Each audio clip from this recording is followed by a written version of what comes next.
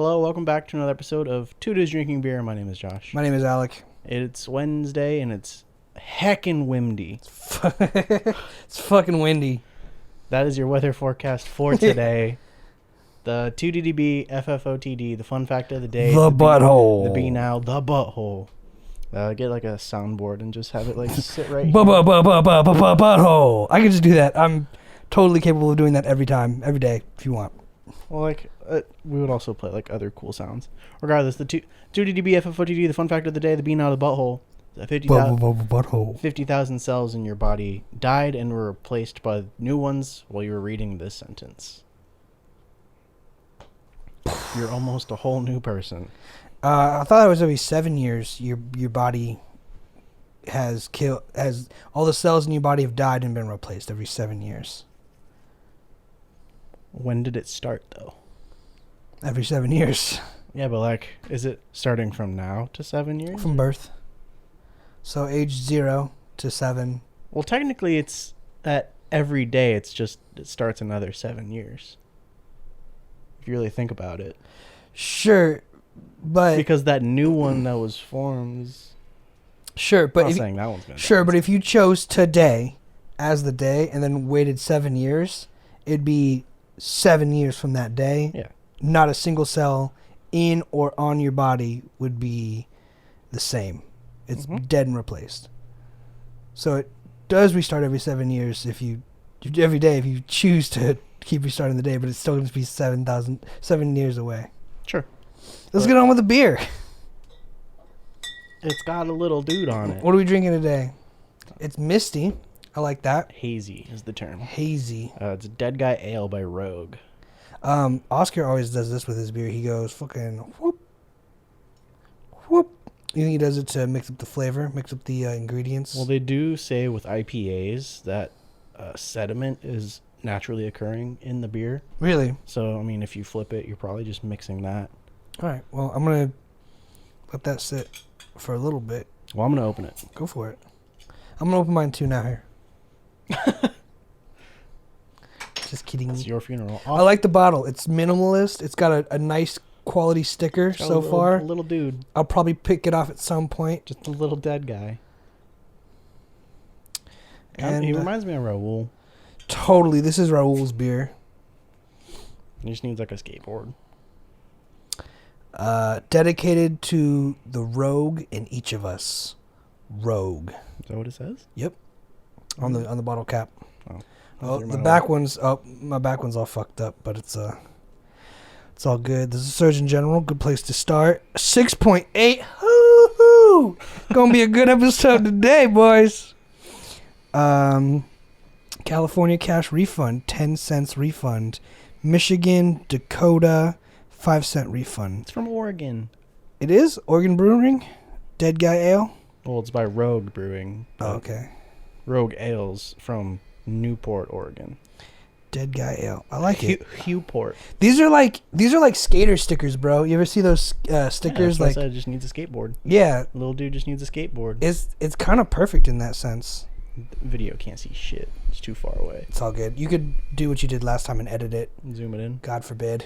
Hey. You got to do the hand behind it. Today, check out my nugs. This is my palette that I'm using. This is yeah.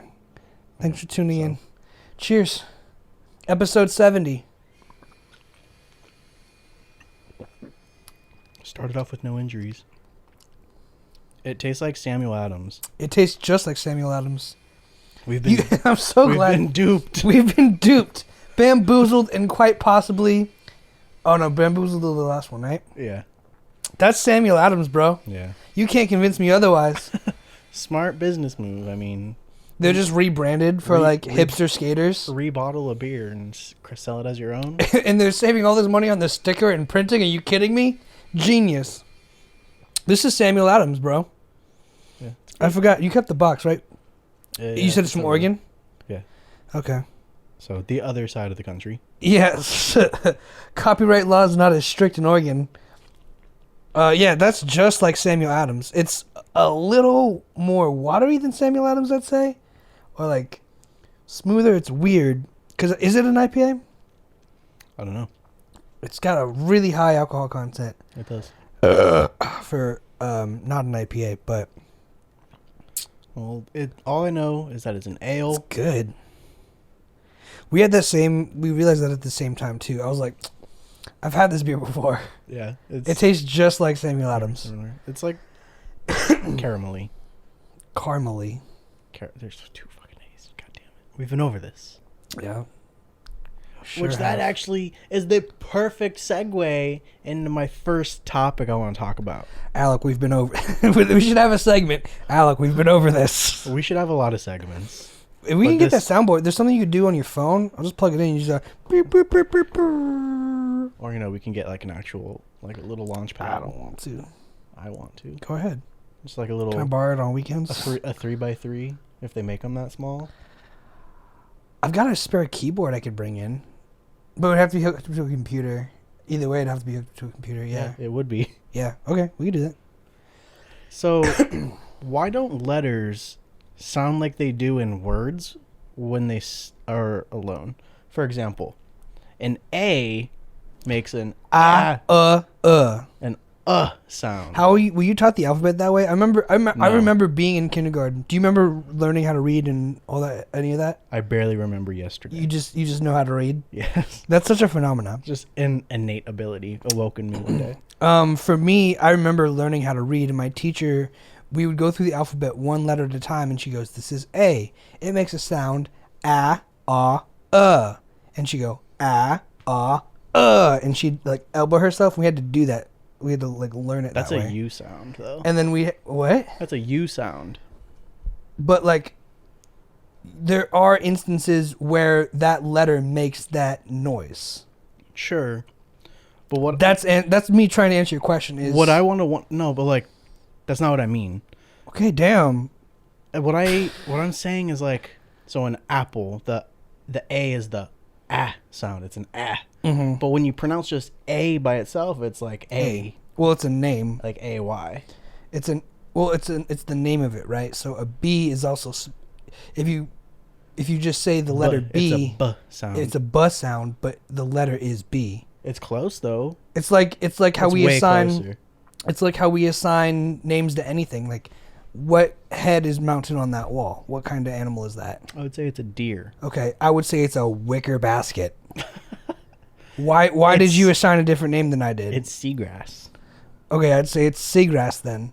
Why did you assign a different name to it than I did? Well, it's sculpted after a deer. Okay, if we took the alphabet or numbers or letters, and we said, "What day is it today?" You would say the 18th. That's not the 18th.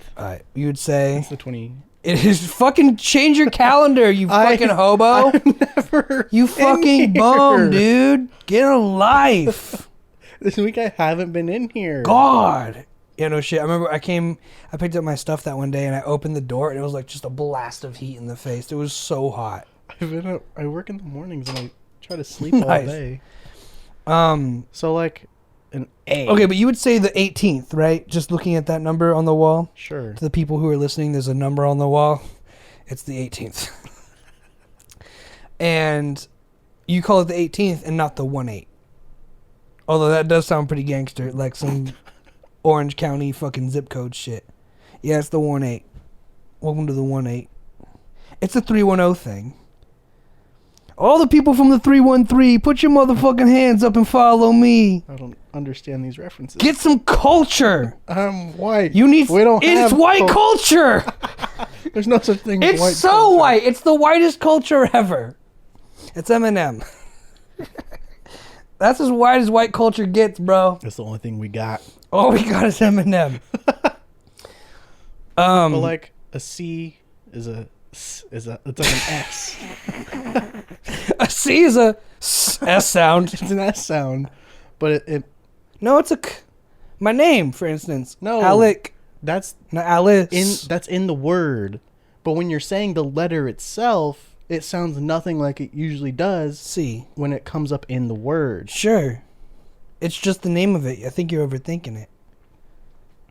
Is that called? Fucking rename them all. Is that no? What's rename the alphabet? Why? So they sound like their fucking sounds. Okay, so pick any letter of the alphabet and tell me what you would replace it for, and let's see how counterintuitive this idea is. Well, A would just be an B is a B. C is a K.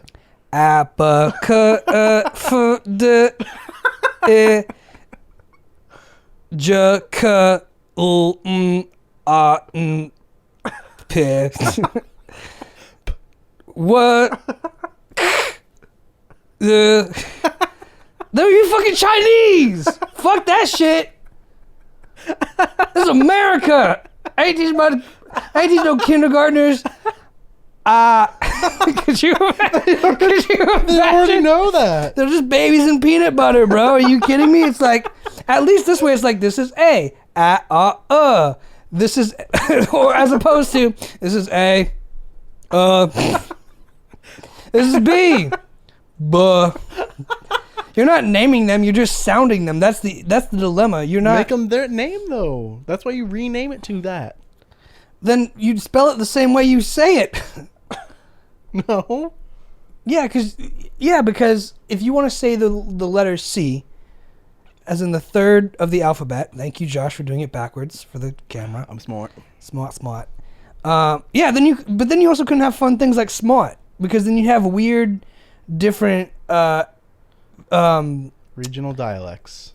You'd have it'd have a different evolution, and you understand that. You even talked a lot about the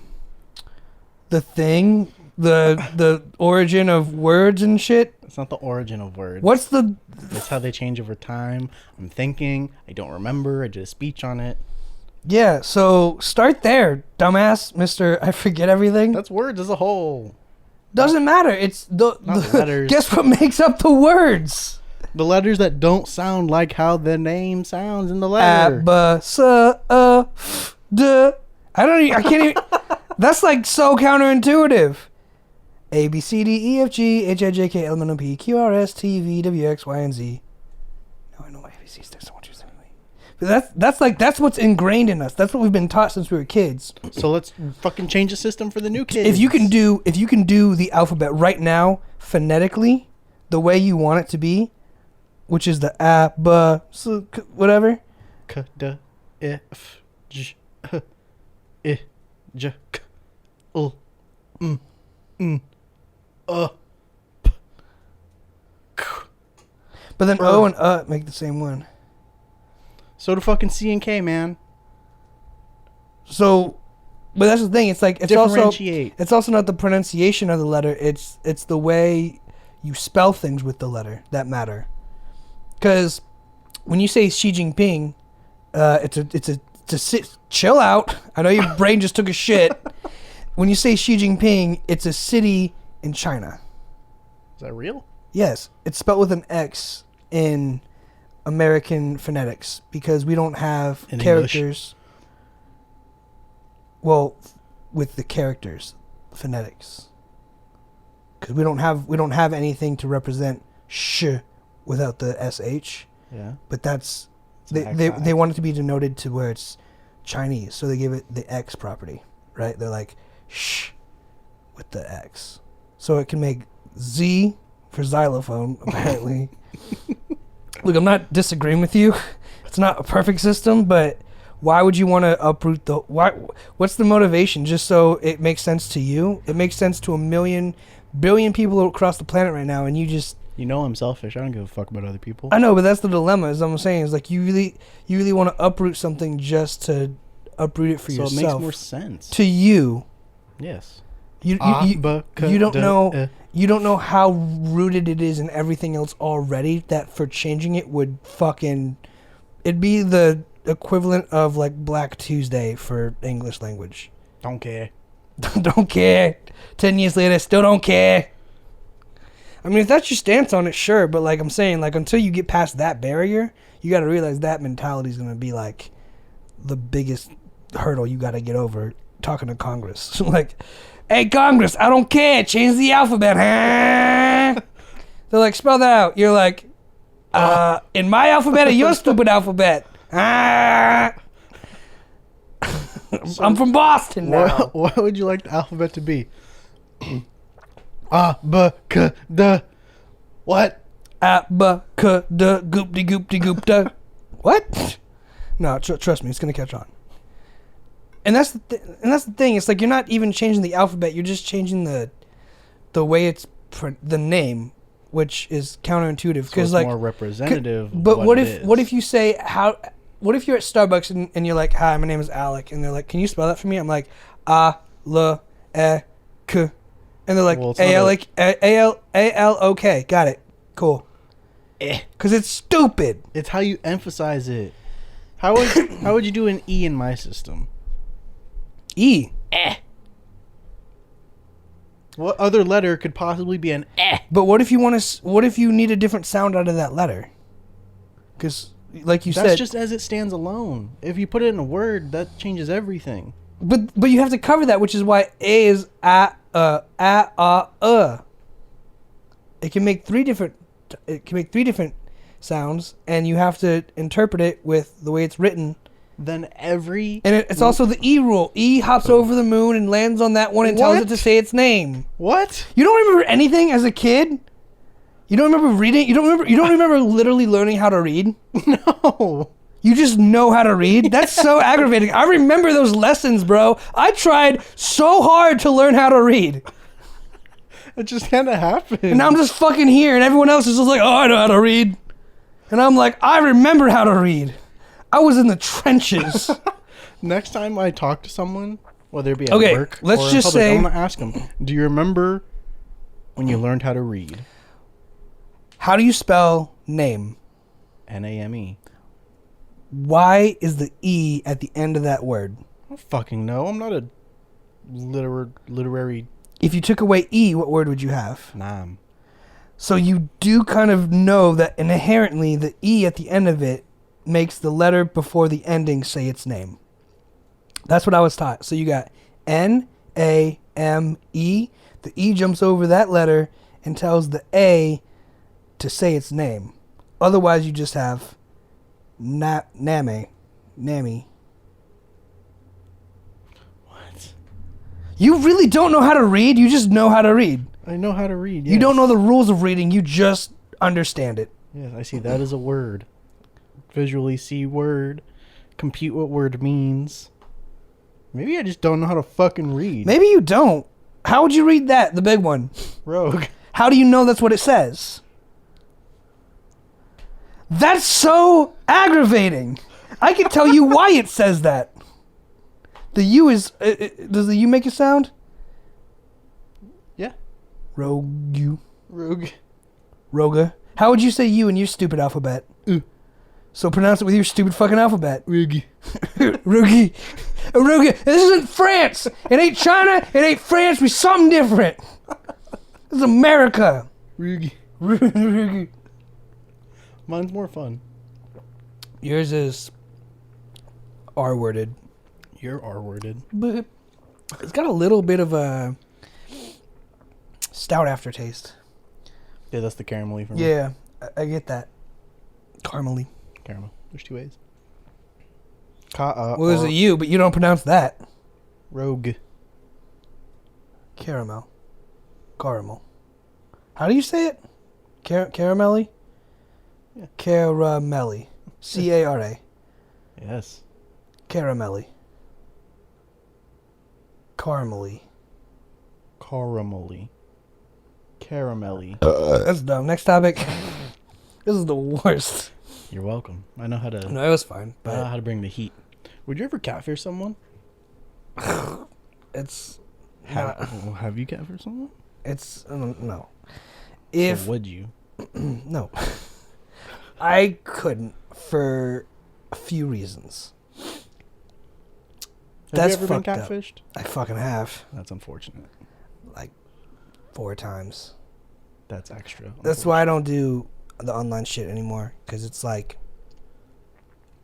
you meet them in person and it's like you are not that pretty in real life. I don't know how else to say it, but like that's rude.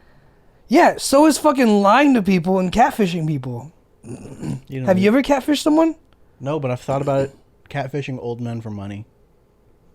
That's fucking terrible. That's smart. That's also a crime. No, it's not. Yes, it is. It's 100% illegal. I beg to differ. Dude, are you hearing yourself? I want to start a new alphabet and catfish old people. Sell pictures of my feet. You sound absolutely insane. You have a tumor in your brain somehow. I don't get a lot of sleep right now. So. Who am I? Tyler Durden, say my name. I have fun ideas. Tyler not here no more. Tyler gone. So you wouldn't catfish anybody? No. You have too much self-respect? Or it'd just be a waste of time. You're too nice. Here's the thing. You're talking from like a monetary standpoint, right? Yeah. Yeah, no, it's not in me. I was raised to work and earn money. That is working. That's scummy. That's scamming. It's illegal. So is like everything the top 30% do. That's just justifying crime. That's a terrible outlook. You shouldn't look at it like that. Well, the top 30%? That's like saying everyone dies, so it doesn't matter if I go on a killing spree.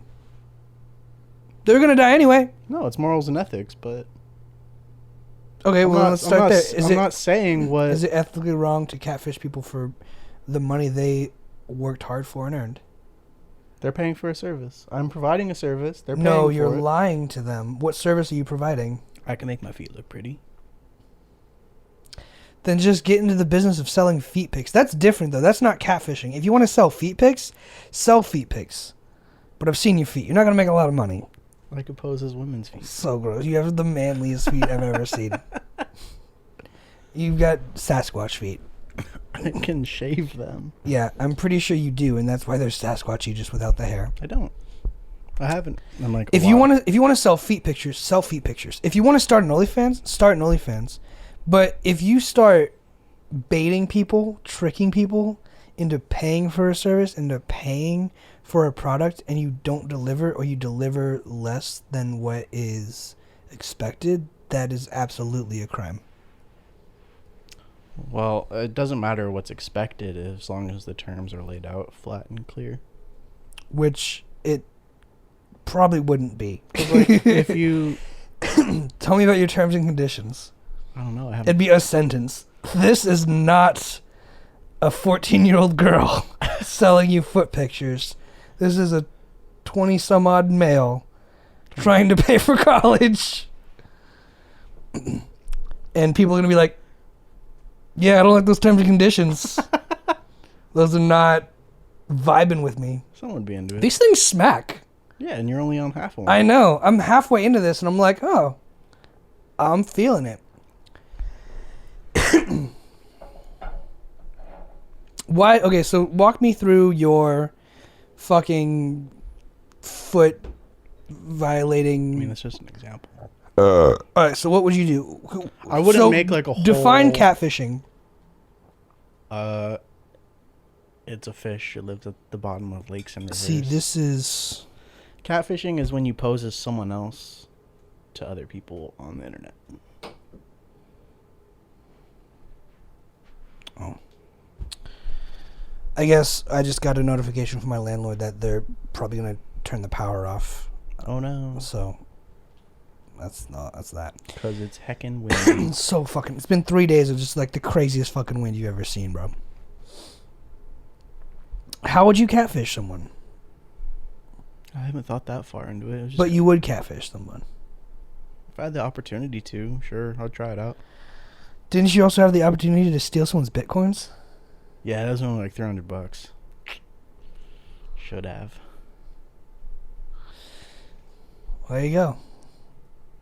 So you're saying that the next time I get the opportunity to catfish someone, I should? No.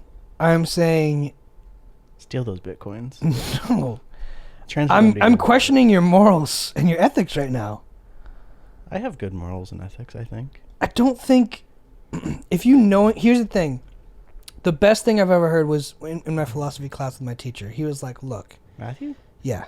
Matthew Morgan. Shout out Matthew Morgan, dropping the wisdom again. Here it comes. He said, you're not allowed to cheat. And Moore Park takes academic dishonesty very seriously. He says, you could turn in your papers, and every year I catch at least one person who doesn't cite properly or just blatantly plagiarizes. if you have any doubt in the back of your mind saying, I shouldn't turn this in because you think if you think there's a possibility you're going to get caught, then do not turn it in because I will catch you. He's like, hold on to it, turn it in a day late. I don't care. I'll give you full credit. There's no penalty, but this is your last chance you have to do it. He said, and I saw people hold on to their papers, mind you. That scared enough people to be like, okay. It's also him giving you a free extra day, so whatever the reason, regardless, they held on to it. Regardless, they held on to it. And that's the thing. He's like, he was like, no questions asked, no shame, no guilt. Just fix it. If you think that's going to be the case, fix it, because I will find it. So people hold on to their papers. Came back the next day to turn them in, and he was given that speech again the next day, and he's like, to people who held on to it, thank you, I appreciate it. And the reason I brought that up was because if you ever have that voice in the back of your head saying, I hope I don't get caught, or if there's ever the doubt or the possibility in your mind that you might get caught, then that already exposes your integrity and your intention. And if you have ill intention, that thought will cross your mind. Whereas everyone else who passed it in probably was just like, there's no way I'll get caught for plagiarism because I did not plagiarize. Whereas the other people were like, maybe they were short on their word count. Maybe it was this, maybe it was that. But the thing he said was, if you plagiarize, I will give you 0 credit, drop you from the class. I have to. And I catch one person every year, at least. So here's your chance to not do that. And if you even have the voice in the back of your head, I encourage you not to turn in the paper. And that changed a lot for me, because it's like, you know how when your manager comes in and everyone's like, act busy? Yeah. That's really the mentality, right? Of like, managers here, act busy. Where you could also just be like, manager comes in, how's it going? That's still acting normal. It's when you have the idea in your head and you act upon the fear of it or the notion of it, that's what makes it bad. That's where you lack the integrity, because it's like, should I catfish people? Oh, should I do this thing? Let's just say this thing is catfishing. Should I do this thing? This thing happens to be catfishing. Is it illegal? I probably won't get caught.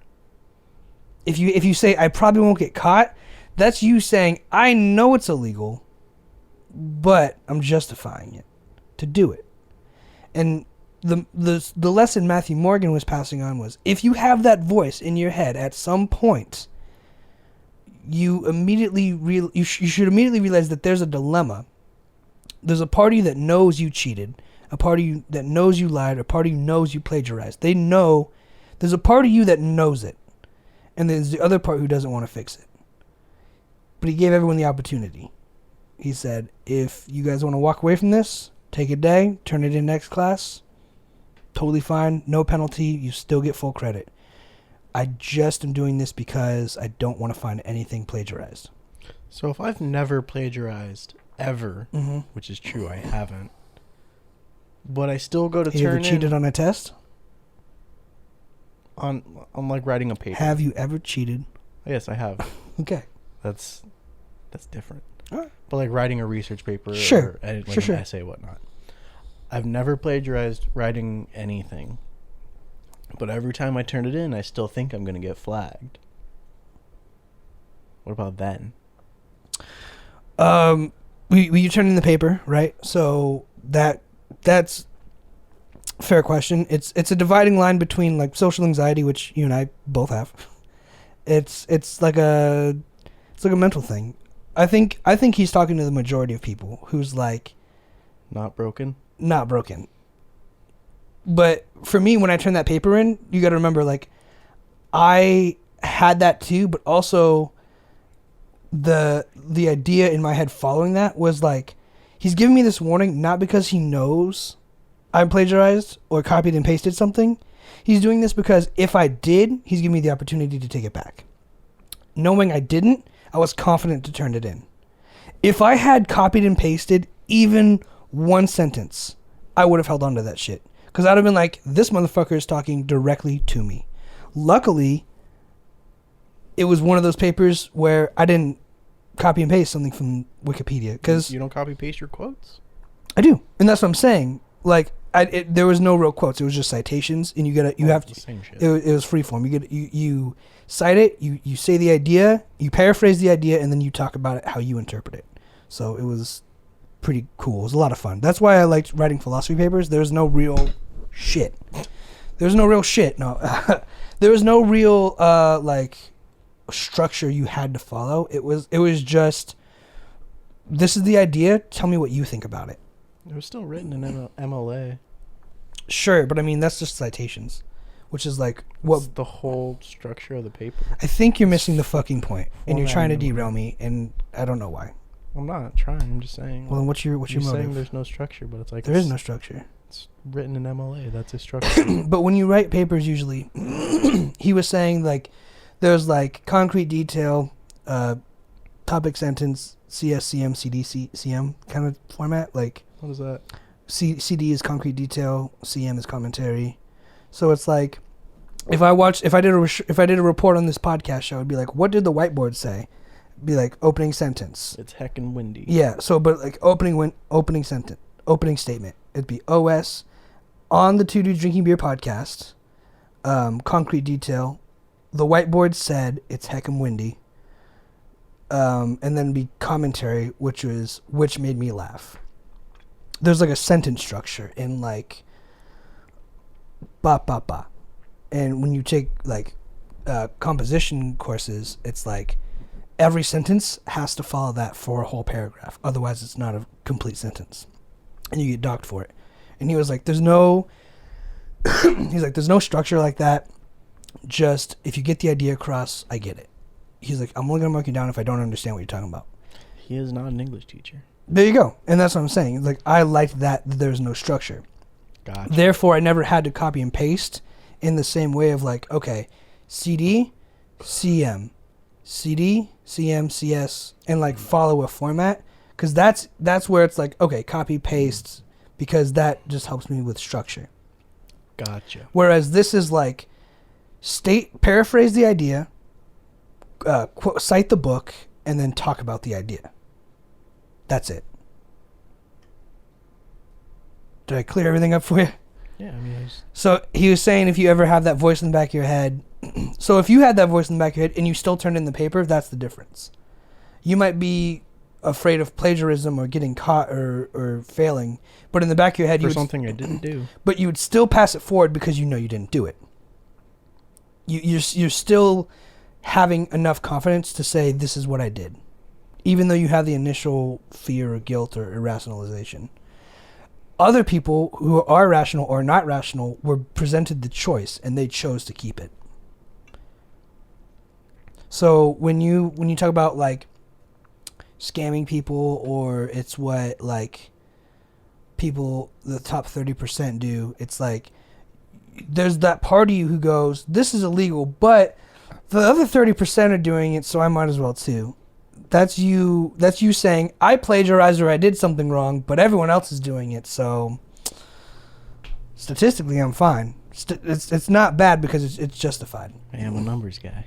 And you're justifying it with that rationalization, which I'm saying is, even though it is being rationalized through numbers, it is still bad. Heckin' bad. Yeah, it's still one of those things, like, even though you have a way to not even justify it to yourself, it's like, even though you're reassuring yourself of something, it doesn't change the outcome that the police can still come and arrest you. It doesn't change the outcome that that person loses money that they worked for. It doesn't change the outcome that someone in that exchange is going to be hurt financially, emotionally, whatever. There's going to be some collateral damage, and you will be responsible for it entirely and wholeheartedly. And if you neglect that fact by saying 30% of other people in the world do it and they make $100,000, $200,000 a year, then you're a piece of shit. That's all there is to it. That's fair. So that's my take on that. I think you'd be a very good father. Thanks, man. Whenever you're giving me a scolding, do you ever like think like I'm talking to? Do you feel like I'm? Do you feel like I'm kid? scolding you? That's an issue right there. You shouldn't feel like I'm scolding you. I get passionate about these things, and I of course have no. We're not like you're not like yelling at me. Yeah, no. You're just being like you're being fucking stupid. Yeah, but like that's just like I do that. You my homie too. Like I owe you that anyway. I told you that, bro. I owe you that much. Like I owe you guys the truth, 100% all the time. Like if you do something I think is stupid, I'm gonna be like, hey, don't fucking do that. You're gonna end up in jail. You're gonna hurt someone. It's gonna be bad. That's who I am, and that's like a total downer. I get it. Okay, Dad. But that's the thing. It's like I'm not even trying to be a dad. I'm trying to be a homie or a friend or like sure maybe a dad, but like someone who's gonna tell you sometimes what you don't want to hear. You have to understand like, does this person have the best intentions or my best interest in mind? And that's what I hope it comes across as. If I have a kid or something, and I ground them. Like, I hope they know it's like, I'm only grounding you because, like, you fucked up. Like, fuck you, Dad. Yeah, well, fucking, then, double down. I'm gonna beat him. Probably not. But, like, I'm gonna, I don't know. I don't know, man. You'll know one day. Yeah, I appreciate that. I took that as a compliment. I don't think, it made me feel weird, though, because it's like, I don't want you to think I'm, like, being this, like, dad to you. Because, like... Daddy. No, yeah, that's weird. But, like, yeah, it's just... It's that's me. Like I said, man, I love you, and I owe you... I love you, and I owe you the truth. If I didn't care, I wouldn't give you the truth. So, maybe I do get a little ranty, or... A little? I know, right? It's been, like, what, 36 minutes? Sweet. But, yeah, it's like... I tell everyone that, like, if you're honest with me, I'll be honest with you, and sometimes that's what it is. I just appreciate you listening. I'm gonna finish this beer and get another one because it's gonna be a little warm. Warm beer is the worst beer. The worst. Unless you're shotgunning it, then that's what I prefer. Yeah, definitely caramely. I'm getting that now. We never had Newcastle. Newcastle's a terrible beer. We are never drinking Newcastle. Yeah. Unless someone sponsors it, we're never fucking drinking that. Yeah, Newcastle's show. Terrible beer. I'm never drinking that again. I remember that beer being like really bad. It was terrible. That was the first beer I had, and I never really liked it. It was the fucking worst. Mm. The description sounds real like it'd be fucking delicious. You know what actually got my eye on Newcastle is that it was from Britain, and I was like, "Yo, a Britain beer? That sounds kind of bomb." And then eventually, it was like, so, and then I got around to tasting it, and I was like, "This is garbage. It's just fucking the most caramelized shit ever." And there's nowhere to. And I love caramel. What's your favorite bit of nostalgia? Oh man, just listening to old music. What's your go-to? Like, not earlier today, but like yesterday, do you remember Tourette's guy? Fuck! Yeah. That was loud. Sorry. Sorry, Raul. They're still making videos. They made one like a few days ago. Mm-hmm. And I imagine that's his income. He can't work at Panda Express. Well, in that video, the fuck do you want? Showed he actually won $250,000 from a scratcher. No way. He spent it all on beer. I sent it in the group chat. You should watch it. It's pretty. There was like 40, and I woke up at 7 today, and I was hella tired. So I just like let the credits roll. I saw what you said. I sent it at like 3:00 yesterday. Oh, it's gone then. There's like 700 memes between there. I'll show you after this, but like, I feel like at least once a year I'll go back and watch like Tourette's guy or just something that makes sense though, because like you're like an internet kid. Yeah, and it's super early internet. YouTube in like 2004. Started in 2001. Popular misconception. Not a lot of people know. Tourette's guy was around in 2001, and everyone thought he was dead. He's still alive. Doing well. Good job, Danny. Could you imagine? I thought he was dead. How? I thought the Tourette's killed him. That's not what Tourette's is. I do like the There's a girl with Tourette's on Twitch. I like watching her a little bit. She's really cool and like a real sweetheart, you could tell, you know? And it's like, I appreciate that, like, it's like, hey guys, how you fuck the Jews? And it's like, whoa! And it's funny, but it's not like it's giggle humor. It's like, oh, you're not supposed to say that. You're not laughing at their disability either. No, it's like, yeah, that's fucked up. But it's like, it's just funny. But and that's the thing too, is like she definitely is like online owning it, right? Yeah. And it's like, hey, this is who I am. Like, deal with it. It's like Ethan Klein. Is it Ian or Ethan? Ethan Klein. He has Tourette's too, and people, yeah. You know, he does the thing with his eyebrows all the time. Oh. He's got like a mild case of Tourette's. He got some tics. And people were like, yo, what the fuck is up with your eyes? And he's like, I get this question a lot. Like, I'm not even like mad that like it was worded like that, but like I've got mild Tourette's, so like I can't control like. I never would have thought that. I thought he was just being quirky. Yeah, I thought he was just. I thought it was like. Because, like, I told you, like, he reminds me of, like, DeAndre, right? Like, personality-wise, like, he's, like, goofy like that. Like, in the sense of, like, he's like, what the fuck are you doing? You know, like, shit like that. Like, so the facial expressions was just always, like, part of it. I figured that was just it, too. But apparently, yeah, it's just, like, a mild case of Tourette's. And he's like, yeah, it's like, I've had Tourette's forever. And, like, honestly, he said being on YouTube helped him kind of, like, accept it, like just be like, yo, like I could still be what I want to be and not let my, you know, is it a disorder or just it's not really a disability, not let Tourette's define him, you know.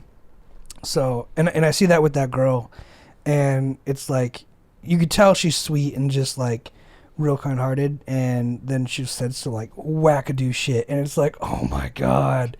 And that's why it's entertaining, right? But it's like, I know you don't mean it, but damn, you shouldn't say these things. Because like they'll be in like the middle of a grocery store and just be like, shit, and it's just like just turn around and just fucking like, what the fuck? Because you don't expect that. Yeah, it's funny. You see the one where it's like the girl's like got Tourette's and she's like hugging her mom, and she's like, I love you, and she goes, bah! And slaps her. Yeah, it's like, it's sad, but it's funny. It's like a weird, it's like dark humor. Here's the thing too. Like I don't want to say like don't feel bad about it, but like I don't feel bad about it. But like it's one of those things, right? Like I think like I've said this for a long time now too. Is like the internet is a circus, bro. It is. It's really a circus, and at the circus, people wanted to go see the freaks. They wanted to go see the people with the beards. They want to see the bearded lady. They want to see the midget get shot out of a cannon.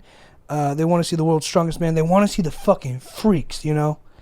And the internet has just provided a platform for, like, that long toothpick neck dude to, you know, be him, like the... Long neck? Is that what his name is? Yeah. Yeah, he's a circus performer. Thick neck, circus performer.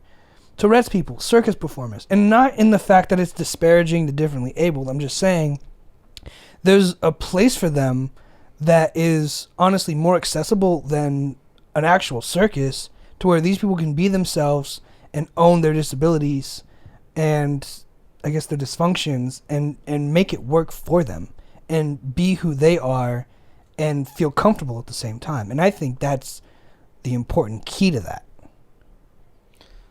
So Tourette's guy for me is my... Sorry. I fucking do rant so bad. Is my favorite piece of nostalgia because I can always...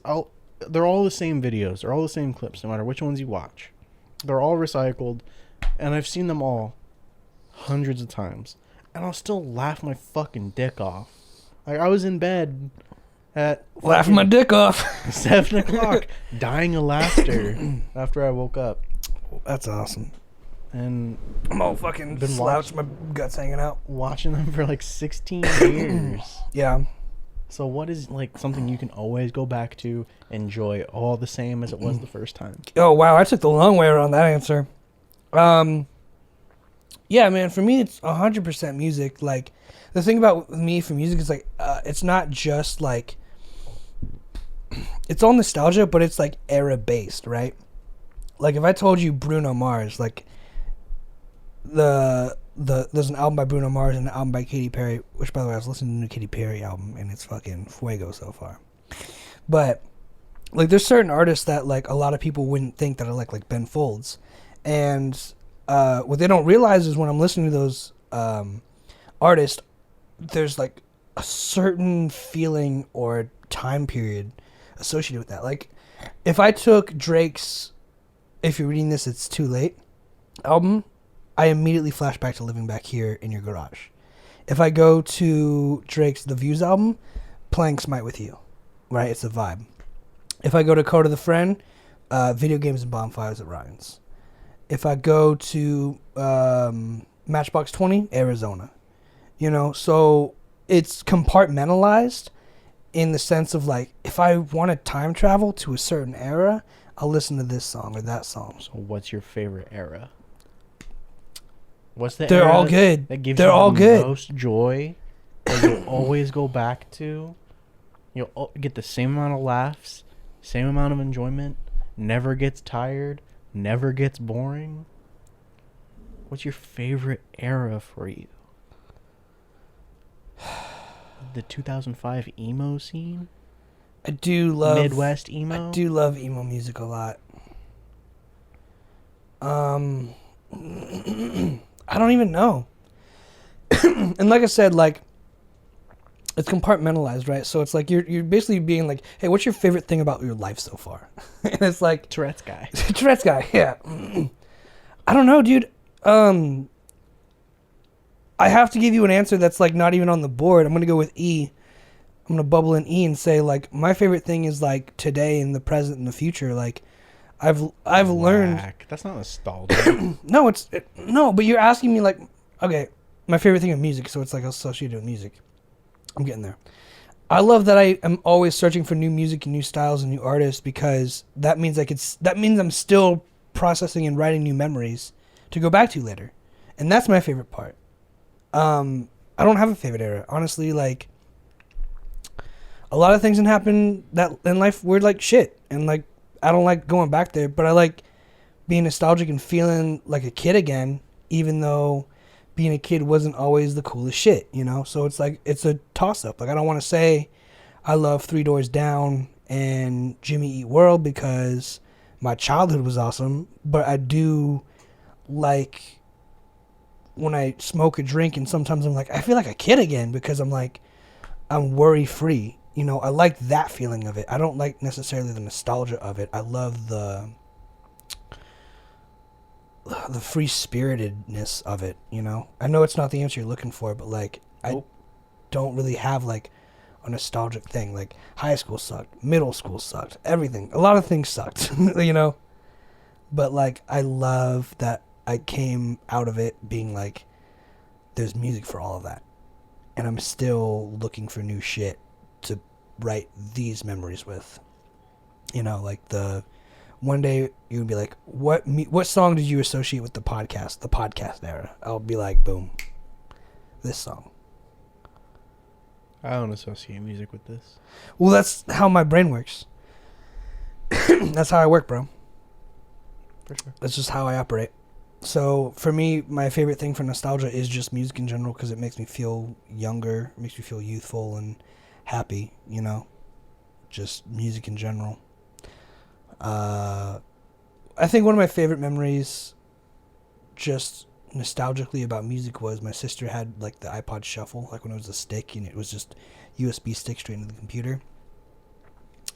And she was just at work or something, and I was just listening to that all day outside. And that's when I found like Fall Out Boy, Jack's Mannequin, and Ben Folds. Ew. And fuck you.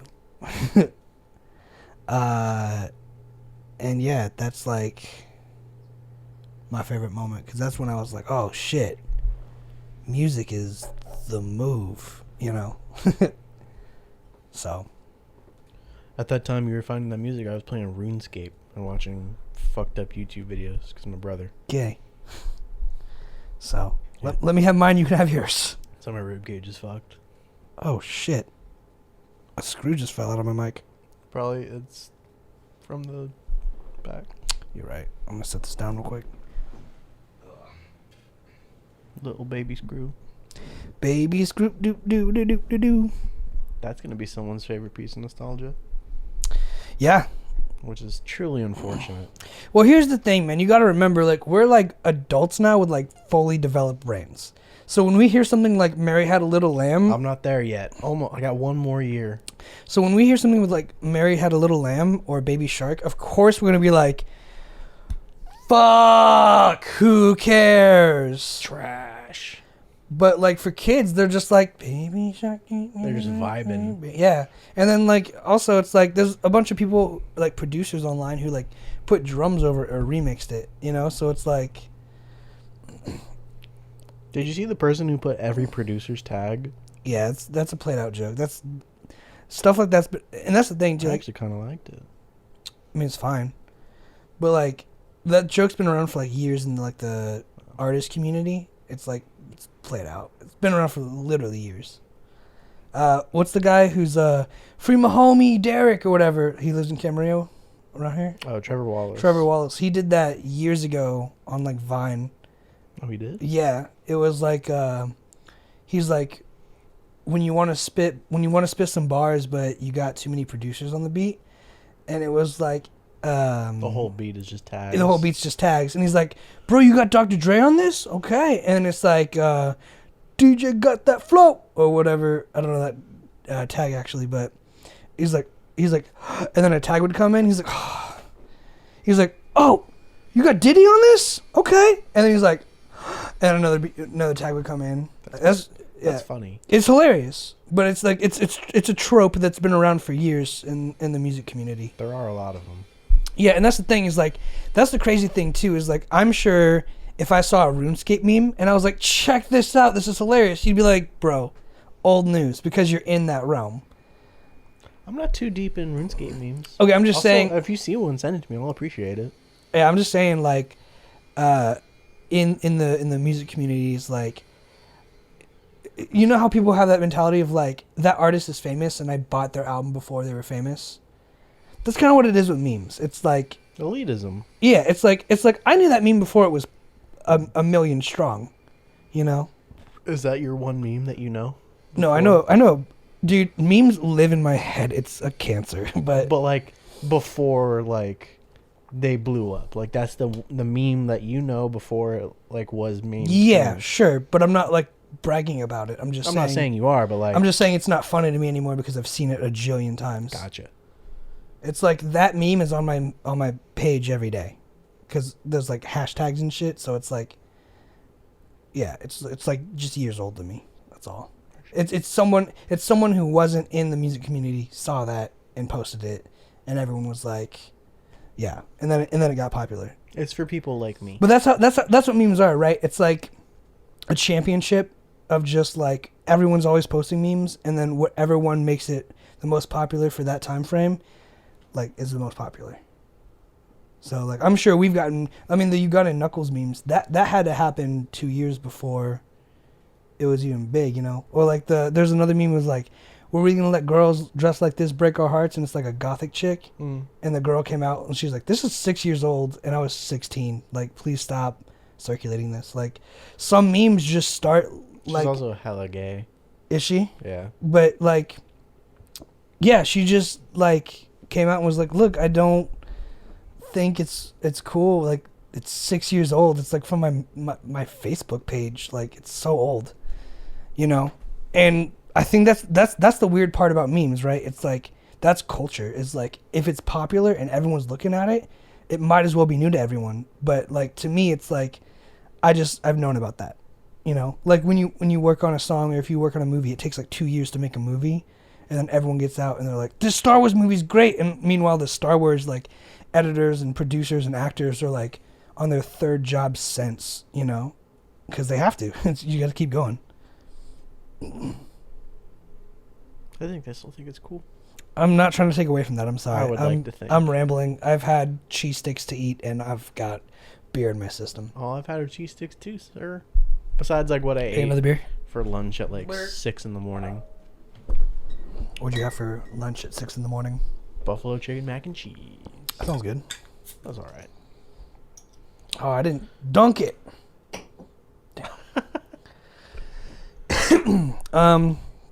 Do you have any more notes? I think I had a few notes. That was my last one. Okay. All I have is like kind of another rant, and I've ranted aplenty on this podcast. So, how do you feel about Biden? Sleepy Joe? Sleepy Joe? Creepy Joe? Creepy Likes to Joe? smoke kids? I don't know. He's cool. Back when I was president. It's his second time in the White House, so that's pretty cool. Mm-hmm. He signed like fucking a whole bunch of executive orders to give. He's gonna cut off the Keystone Pipeline. That's good. Grant citizenship to like 11 million immigrants. That's pretty fucking cool. Gang, gang. One I'm actually really hoping for, but I'm also kind of kicking myself, is that student loan forgiveness. That's not gonna happen. Here's the thing, bro. Democrats love that shit, and there's a Democrat majority. I'm gonna be so pissed off if everyone who had the opportunity to go to college just all of a sudden doesn't have to worry about it now. Like, they don't have to worry about paying anything back. That's the most elitist fucking classist bullshit I've ever seen and heard. Well, I hope it doesn't happen. It wouldn't be total forgiveness. It'd be like a certain amount. Okay, yeah. Because like it's like $10,000, which even then, after that's still a ton of money. After this, that's 2 semesters. That's a whole year. That means And people who didn't have the opportunity should get 2 free semesters, or at least $10,000 to compensate. Yeah, that's it's not that much. So would the government give me $10,000 to? If you go to school, sure. No. I'm saying that's what I'm saying. That's the dilemma. We're working on it. They're only giving people who are privileged enough to go to school. We may get another stimmy. Well, okay, yeah, but $1.9 trillion stimulus package. What I'm saying is though, like, if they do that forgiveness shit, that means people who went to school, sure, there's plenty of people who can't find work after school. It's also because COVID. Why is it? It's not because of COVID. Because people can't pay shit. So like we're gonna take this loan off of your credit, so you don't have to worry about it. Is it from a Corona stimulus thing? I haven't seen much about it. My dad mentioned it. Because it would make more sense if they said during this time frame for coronavirus, we are giving. I believe it is a COVID thing. If it is COVID, I would have to do more research on it. If it is a COVID thing, it makes more sense. If it's not a COVID thing, I'm gonna be pissed, because then that just means people who went to college, regardless of the amount of debt, they went to college. I didn't go to college, and then all of a sudden, they just get a break. You could go to college. Sure, but I wouldn't. Sure. We are no different. I'm going to college. Just remember, it's just I'm not going during Corona. So you're not going to college? Currently, no. I'm still enrolled in college. Sure. But if they were just like, if I graduated and they're just like, hey, don't worry about your student loans or student debt, like, that's shitty, because everyone who didn't go to college, who was smart enough to go to college, they just didn't get accepted, or people who didn't go to college just because they didn't want to go to college, they're just giving the people who did go to college an extra benefit of you're college educated, and now you don't have to pay back as much money as you thought you did. It'd also only be federal loans, not private, so that's different. Okay. I don't know about that, but so I actually just got my student loan. Mm. I don't have any of it. I got $5,500. I haven't seen a single penny. So what it does is essentially it pays my tuition by default, and then I guess I'm supposed to get the remainder. I don't fucking know. But you said that's not idea. You said that's not debt. You don't have to pay that back. You said for 6 months. It's interest free. Okay. My first payment is scheduled for September 9th, 2024.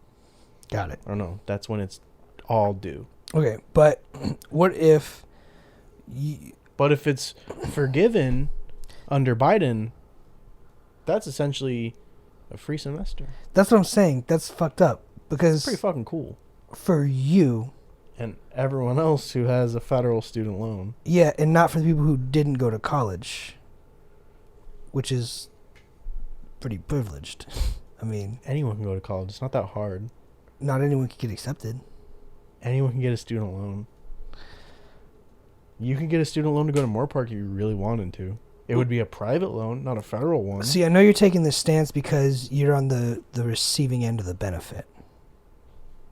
For this end, sure. But I'm also saying that literally anybody can go to college. Of course, but that's not the point I'm trying to make. I'm saying you're going to college and you said you're essentially getting a free semester, which is great. If there is federal student loan forgiveness, yes. But the people who signed up for the college and got denied and you took the place of, or go to college before or I didn't after. take anyone's spot. I got guaranteed transfer because I went to community college. Gotcha. I didn't take anyone's spot. I didn't have to fight anyone to get in. But because you are there, you are now in place of someone else that could be there in place of you. I don't impact anything. I'm just kind of... I'm already accounted for. What I'm saying is they have... Let's just say there's 1,000 students a year they can take. Those students could be straight out of high school or straight out of community college. Either way, because you're in the system, you're inevitably competing for that spot. I don't think so. No, that is how it works, though. Like, it's not like a thinking thing. It's like because you're in the system, you're competing for that. Well, then fuck those kids. you just took no, you're not, because some got there out of high school, and you took 2 years out of 2 years, 7 years out of community college. Still better than those kids. I'll beat them in a foot race. See, this is the catfishing thing all over again. Of like, fuck you guys, I got it. I can't help but disagree with it. How about college? Going to college? Well, first of all, you have to accept it's competing. Like, you being there is taking... That's irrelevant. What does that have to do with... No, it's not. Getting a student loan? It's not irrelevant, because you being at that college is taking the place of someone else who could be at that college away. So? So if you weren't there, somebody else would be. So? What's your point? So I'm getting there. So if you weren't at that college and someone else got the student loan forgiveness and you didn't go to that college, you'd probably be pretty pissed that... I wouldn't care. Because, one, I wouldn't need a student loan. That's it. Just one. Well, you would, because you're still going to keep applying for colleges. I would only go to Channel Islands. I wouldn't go to... If I didn't get into Channel Islands, I would get my associates at Moorpark, and that's it. Just dip out? Yeah, might as well. How close are you getting your associates at Moorpark? I'm not getting an associates because I got a D. So I'm going straight to bachelor's. But if you did not get a D, you would have your associates. Yeah. That'd be all done. All done. Cool. Mm-hmm. I have to retake a class. Yeah, I still think, though, if you have a job... Okay, so let's say this. The Olympic skiing team can only have certain amounts of people, right? You remember that girl who got in through like a technicality? Yeah, because nobody fucking competes in that sport. Yeah. That's kind of the parallel I'm drawing, is you could say it doesn't matter, I qualified, but at the end of the day, there are people who are better than you, you just happen to technically qualify. Anyone can do it. That's fucked up. Anyone can do it. But they chose you, someone who can't ski, and now you have to be competing because my spot in the was Olympics. Guaranteed. Yeah, because you hit the qualifications. Your spot was guaranteed. So but go to community college. Anyone gets guaranteed in. Okay, but hang on. I don't think you're even trying to see what I'm saying, though. If you qualify for that race and there's someone better than you could have been in that Olympic race. But because you qualify, you're like, fuck you, I made the Olympics, and someone is still better than you at the end of the day. Someone is still smarter than you and more qualified for that position or title or job or enrollment in a college or employment on the Olympic team. I don't think it does apply to me because I'm in a completely different division. I'm an upper division transfer, so I'm not taking the same courses. I don't need to take any general courses. I'm taking 2 because I didn't know I need fucking a language and a California history class. But you're still competing with people in your league. In my league, sure, but that's all people who have already been there. Sure, the same way everyone. So they've already been in. Sure, the same way that everyone on that team has already skied before. Not for that specific race. Of course not, but they hit all the qualifications. And they've already been there. Do you see what I'm saying?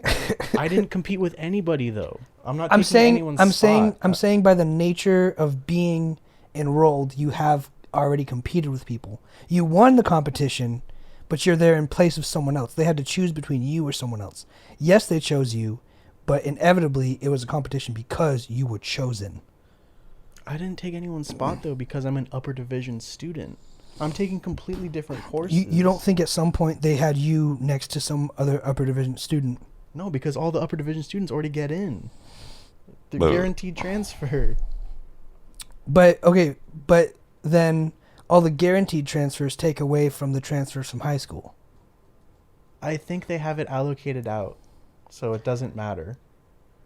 But that's what I'm saying. I think it does matter because even though you are coming from a different place, what I'm saying is if there's 1,000 spots and you take one of those spots, then there's 999 other people that aren't you. And I'm saying if you didn't apply, if you didn't get one of those 1,000 spots, there's 1,000 people that aren't you. That one person you're replacing was competing for it, whether it was in high school or an upper division class. At the end of the day, they still had to get good grades and work hard to try and get into that school. I don't think I took the spot of any fresh out of high school kid. And that's the thing. I understand you say you think you're not. I'm saying inevitably you have. Because at the end of the day, if you weren't there and there were no more upper divisions to take, they would just find another high schooler. But then the lower divisions would be too full. So that's stupid. Why would they do that? Well, no, There's because no point. they'd have, Then they'd be like you impacted. said, they'd have it figured out to where they could have someone on a waiting list or doing general ed classes, or they could say, take these classes and then you take your general ed later in the semester. Because the general ed classes are full, which is typical of freshmen or people coming out of high school, but you could just do these classes in the meantime. That way they have a full roster. Because for them, it doesn't matter. At the end of the day, for them, they just need to fill their roster.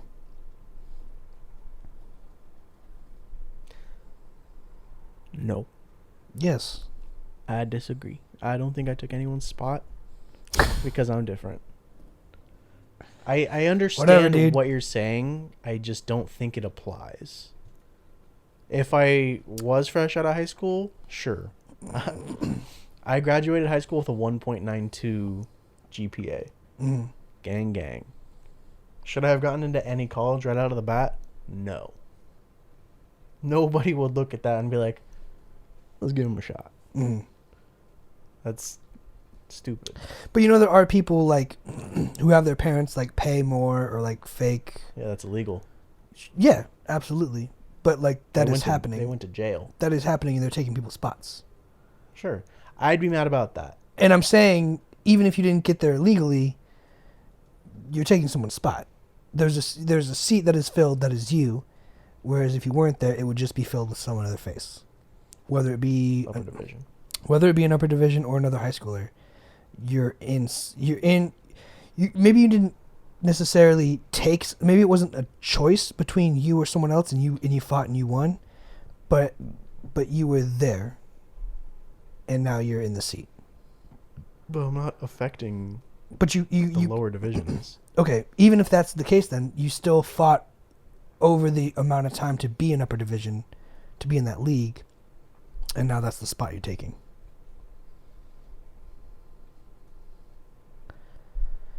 So if name two teams on esports for Call of Duty.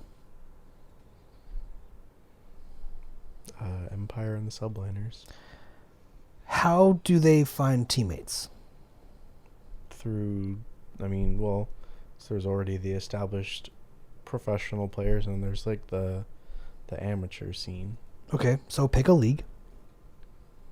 Amateur or professional. Well, it's all under the CDL.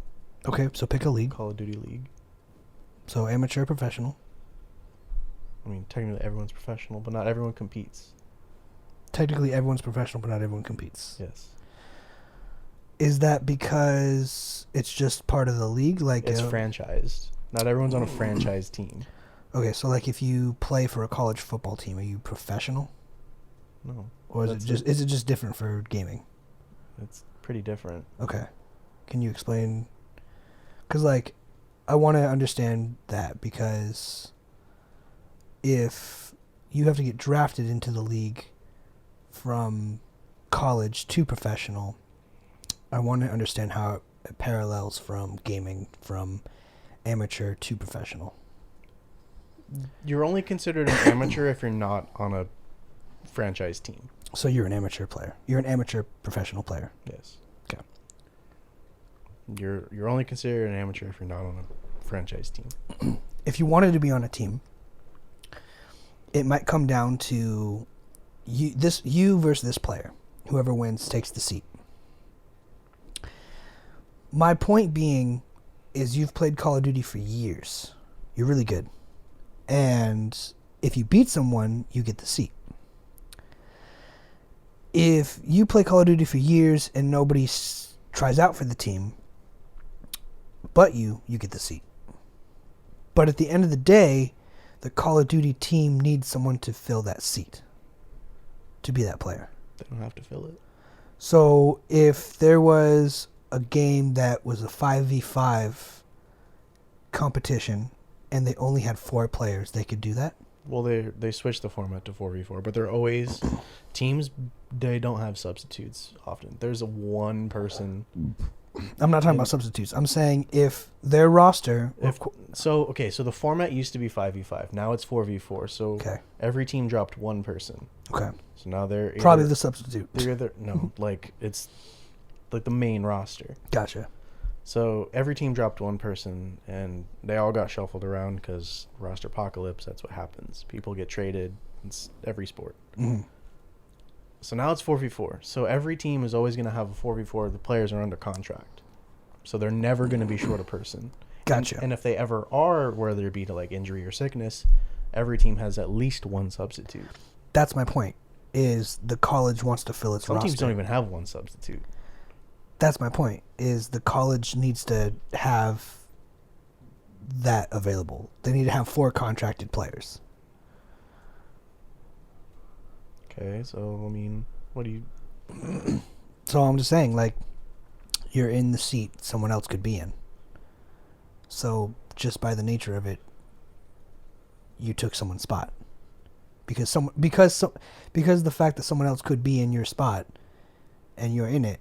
I'm not discrediting you or trying to like be a dick. I'm just saying, like, literally that's what happened.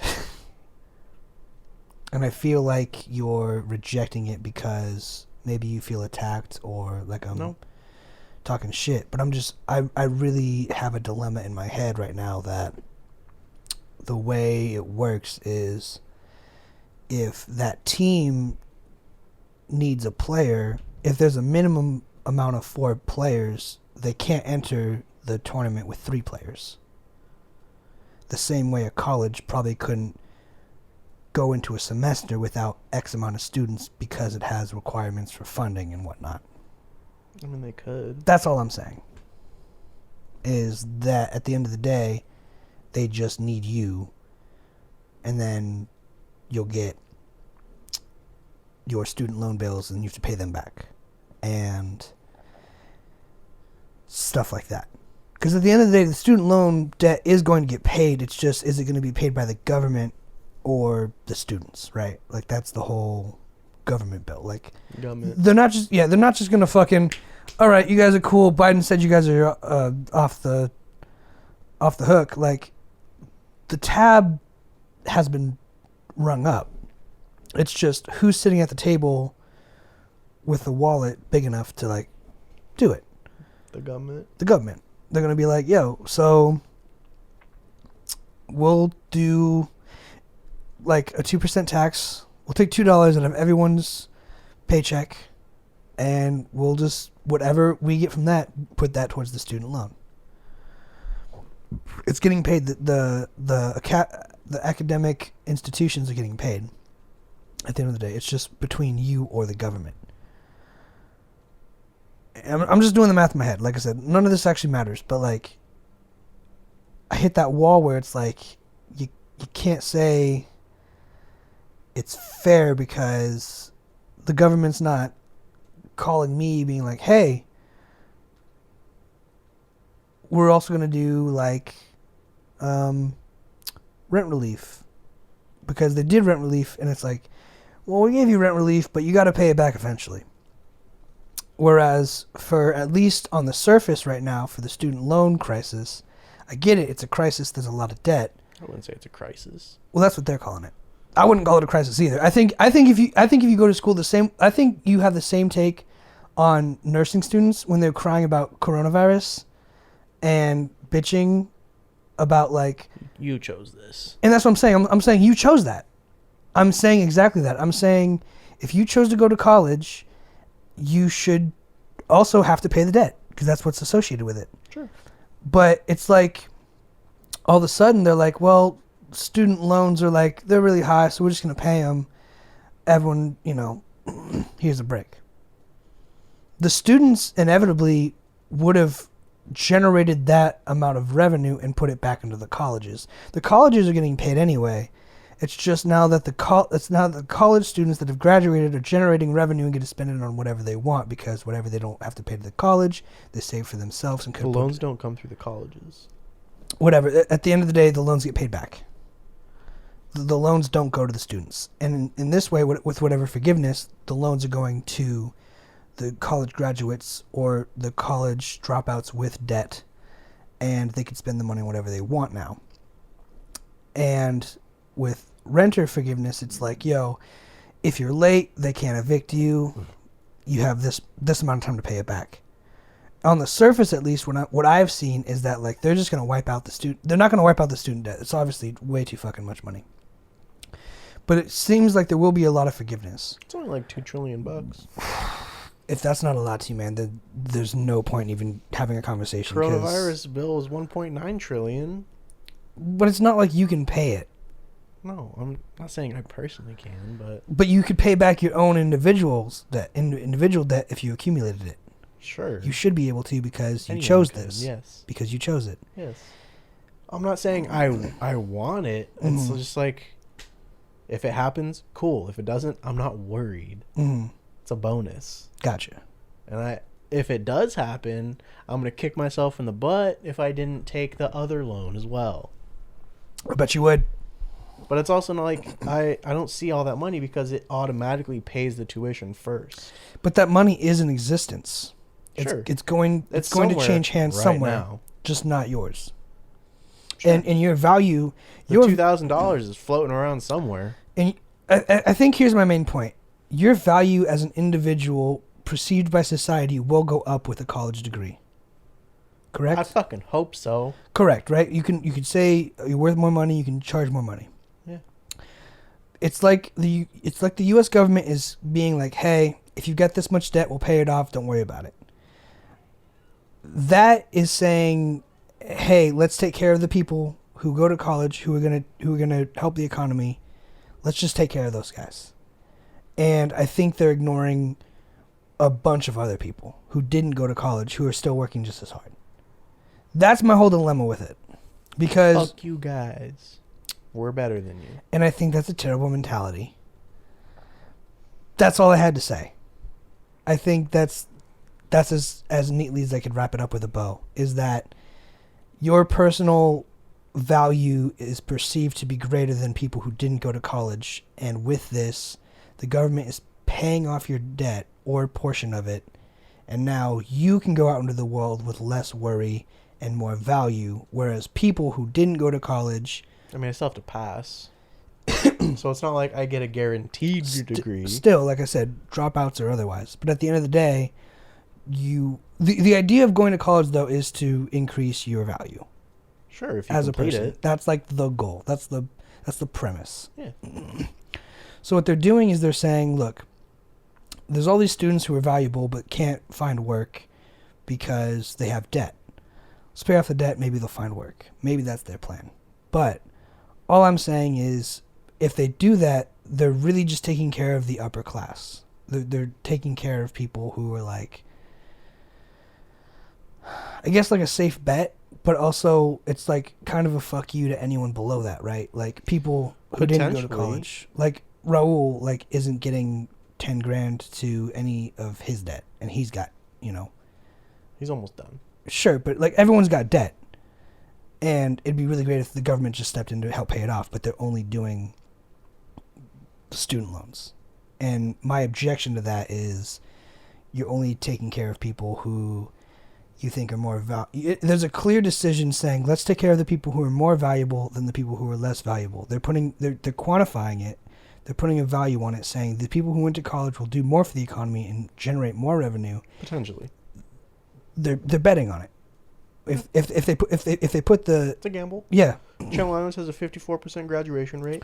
Sure, but yeah, they're betting on it. But there's a certain amount that, like, Mark Zuckerberg, like, can buy, like, a country if he really wanted to, So there's always that possibility that even one of you guys will make enough money to pay off the debt, right? Because those billion-dollar corporations, those trillionaires right now... Well, not everyone can do that. Sure, but what they're getting taxed, the government still reaps the same benefit. Doesn't matter. They don't give a fuck.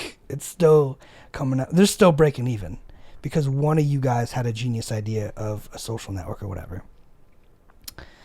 And I'm saying there's a clear defining line between saying we think these people are better and we're going to help them out as opposed to the rent relief or personal debt or medical debt or whatever debt it is that somebody has in this world. They chose student debt because they saw or they think that it's a better payoff. It's going to have a bigger return.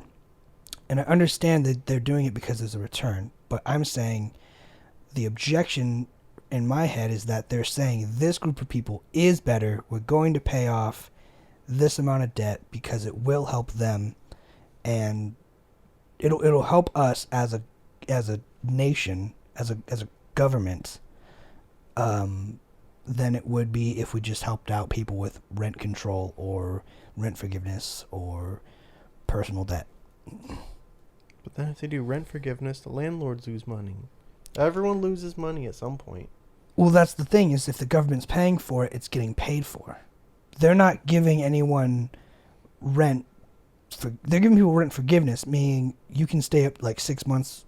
As long as you pay something, you could stay 6 months from that payment. But you have to pay back the missed dates eventually. So everyone loses money at some point. No, it's going to get paid back. That's the idea. But if you have to pay it back, you're just creating debt. The forgiveness gives you debt. Yeah, we're all getting into debt, and during a coronavirus pandemic, and they're choosing to pay the students' debt instead of people who need a place to live or have medical expenses. Fuck you guys. And that's a shitty mentality to have. That's all I gotta say. I feel like I've bludgeoned it to death. If I know I got rambly as fuck, but like that's my real stance on it. I don't think it's a... It might be a smart move financially, sure. I just think it's a dick move. I'm not trying to say it's not going to pay off. I think it will pay off. I think the government is probably doing it because they know it's a smart move. But at the end of the day, it's like you're still choosing one group of people over another to effectively sponsor and help them out as opposed to another because you think they're going to help you out in return. I get that.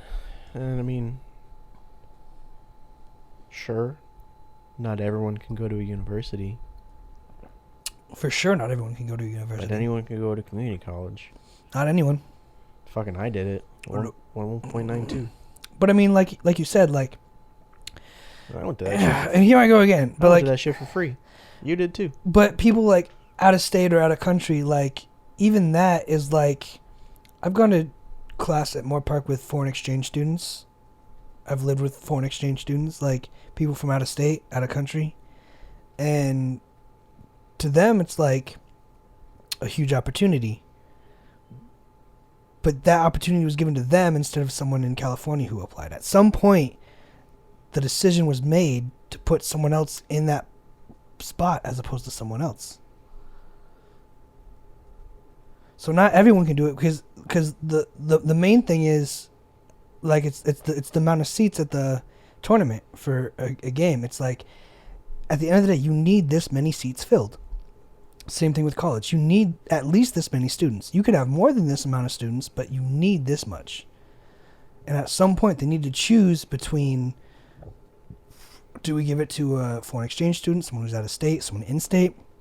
And if they're if they don't have people coming in from out of state or out of country, then they will just give it to people who are locals. But even then, there's going to be an overflow of locals or an influx or whatever. But at the end of the day, there has to be a decision at some point saying, we're giving this many seats to these people, and this many seats to these people. Why does that bother you, though? Because, like you said, it's the same thing as filling a stadium. It doesn't fucking matter. It doesn't bother me. I'm saying the issue is the government student loan relief. So why does it matter if I get in over someone else? Which we harped upon for like 15 minutes. I was just saying that you can't deny that you being there is you taking someone else's seat. I didn't say it was a bad thing. I was just saying that's the truth of it. And it was like kind of avoided. And I was like, I'm not like attacking you. I'm just saying it is what it is. You were attacking me.